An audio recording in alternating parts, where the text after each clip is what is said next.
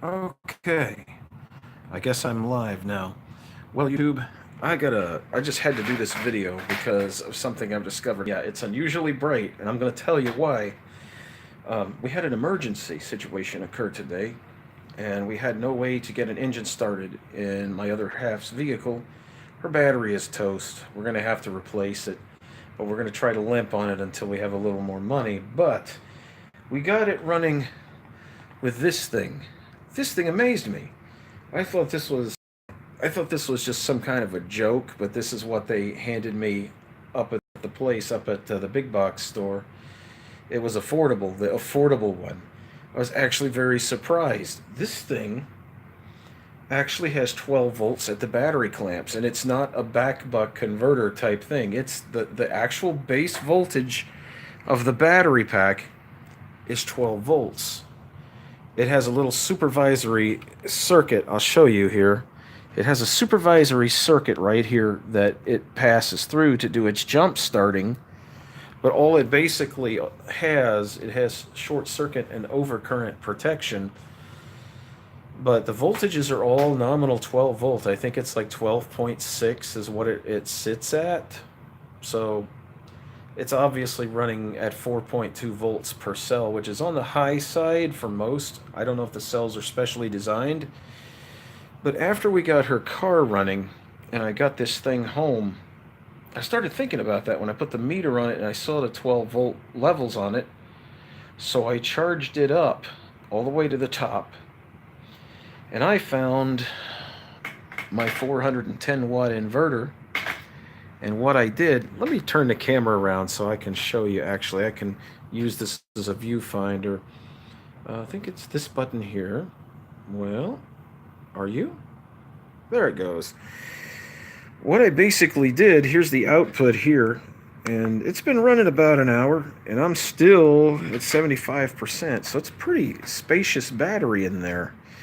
But I took the supervisory circuit, the smart cable as they call it, and I coupled it in to the inverter cable. They're good heavy connectors, though I don't think this thing could do anywhere near the 200 amps for any amount of time that they say it can. But this inverter at maximum load only draws maybe about 45, 50 amps. So, and the wire gauge is proper for that. So, get my hand out of the shot there. I coupled it over and I hooked it up, and I put this as a 13 watt load, and I've been running it for a while. Sorry about the creaking noise. That's my chair. The supervisory circuit is a little warm. But no, it's not even hot to the touch. It's not even warm to the touch. It's basically body heat warm. There's no smell of hot circuits. It's all running nominally. And it's continually outputting. I think I'm sitting at like 11.99 something now, last I checked. And it's providing the load to this inverter, and it's carrying it. And I've got it's a GE LED bulb in there, 13 watt, and it's pushing it. So I'm going to see how many hours this thing actually goes. But I would have never thought that I could do this with one of these. I just thought these things were kind of a gimmick, and they kind of are. Because, yeah, it's 12 volts nominal, but that's like at absolute top of charge. But if it can go 12 volts to the 10 some odd volts that it normally goes at, that's going to be above the cutout voltage of this inverter. So the inverter's a little warm, but it always did run a little warm. But the thing is running great. I think I'm going to move down to this little one that my mother gave me.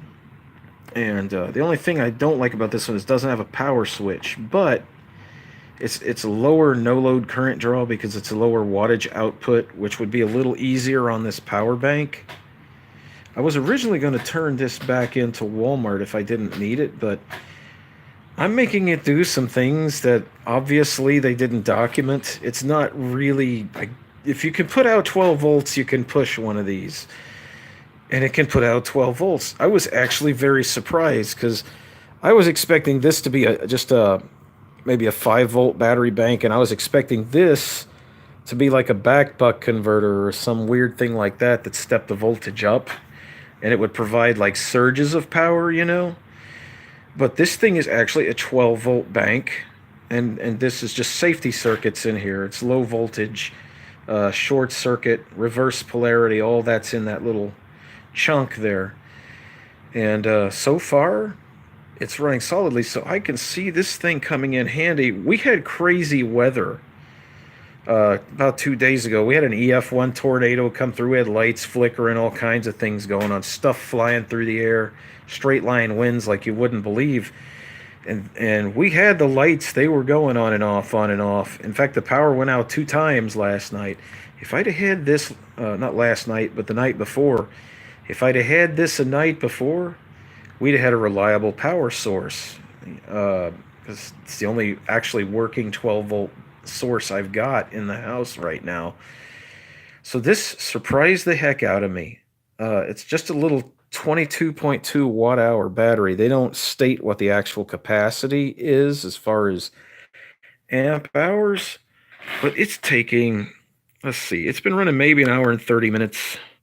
It's still at 75 plus percent power. It hasn't dropped below 75 yet. That's damn good. I've got gel cells, I've got a couple of gel cells floating around here that can't do as good as this. So there's definitely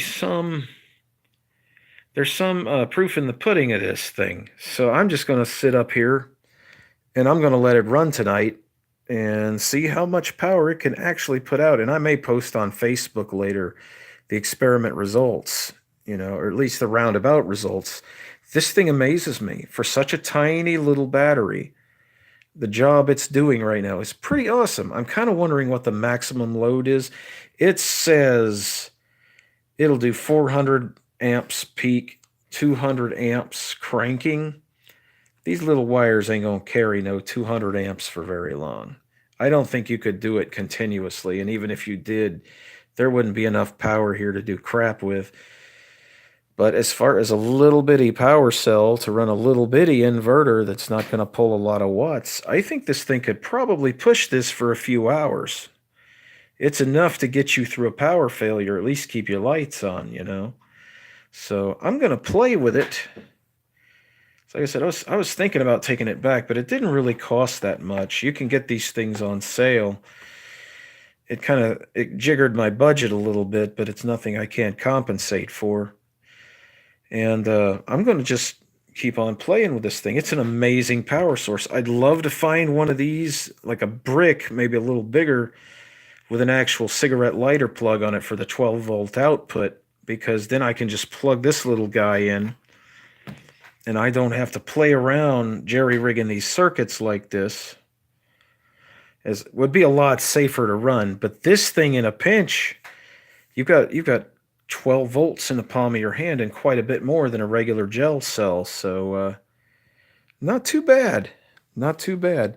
This is the old Shoemaker inverter I reviewed ages back. This is an awesome inverter. If you see this anywhere before they cut corners on it, if you look at my old reviews, I think that review is still on my channel. If not, I can re-upload it. Where did I buy it? I got it at Walmart, actually. I got it in the automotive section in Walmart.